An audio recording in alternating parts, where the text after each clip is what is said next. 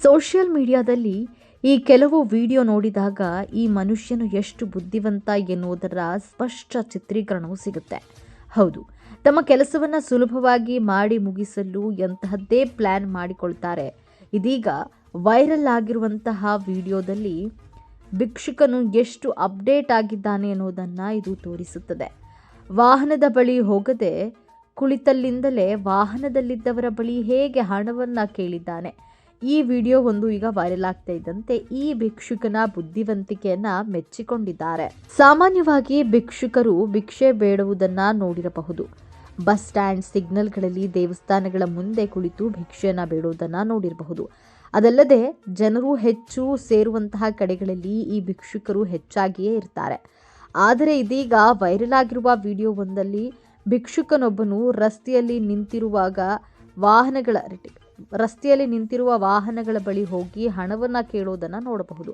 ಆದರೆ ಇಲ್ಲೊಬ್ಬ ಭಿಕ್ಷುಕ ವಾಹನಗಳ ಬಳಿ ಹೋಗದೆ ತಲೆ ಉಪಯೋಗಿಸಿ ಕುಳಿತಲ್ಲಿಂದಲೇ ವಾಹನದಲ್ಲಿದ್ದವರ ಬಳಿಗೆ ಹೋಗದೆ ಭಿಕ್ಷೆಯನ್ನು ಬೇಡಿದ್ದಾನೆ.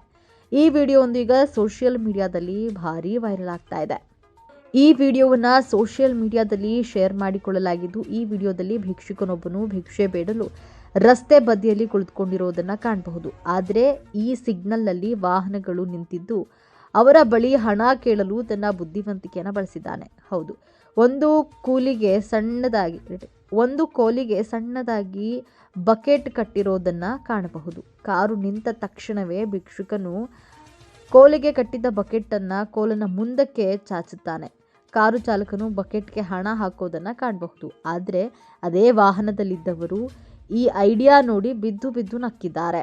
ಈ ವಿಡಿಯೋ ಒಂದು 7.5 ಮಿಲಿಯನ್ ವೀಕ್ಷಣೆಯನ್ನು ಪಡೆದುಕೊಂಡಿದ್ದು, ಬಳಕೆದಾರರು ಕಾಮೆಂಟ್ಗಳ ನಾನಾ ರೀತಿಯ ಪ್ರತಿಕ್ರಿಯೆಯನ್ನು ನೀಡುವ ಮೂಲಕವಾಗಿ ಈ ಭಿಕ್ಷುಕನ ಬುದ್ಧಿವಂತಿಕೆಯನ್ನು ಮೆಚ್ಚಿಕೊಂಡಿದ್ದಾರೆ.